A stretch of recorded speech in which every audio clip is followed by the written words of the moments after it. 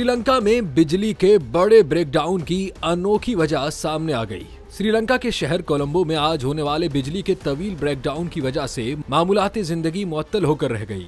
इब्तदाई तौर पर इसका सबब एक बंदर को ठहराया गया है। गैर मुल्की खबरसा इदारे के मुताबिक आज होने वाले ब्रेकडाउन की वजह से मुल्क भर में मामूलाती जिंदगी मुअत्तल हो गई, जबकि अस्पतालों में मुतअद्दिद ऑपरेशन मनसूख करना पड़े। श्रीलंकन हुकाम का कहना है कि जनूबी कोलंबो में इलेक्ट्रिसिटी बोर्ड के ग्रिड स्टेशन में आज सुबह 11 बजे तकनीकी खराबी पैदा हो गई थी। इंजीनियर्स और अमले ने 3 घंटे की कोशिशों के बाद बिजली बहाल की।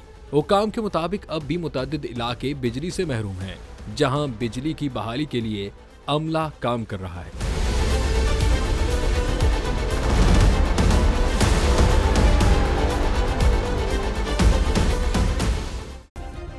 सब्सक्राइब करें और बेल दबाएं ताकि कोई खबर रह न जाए।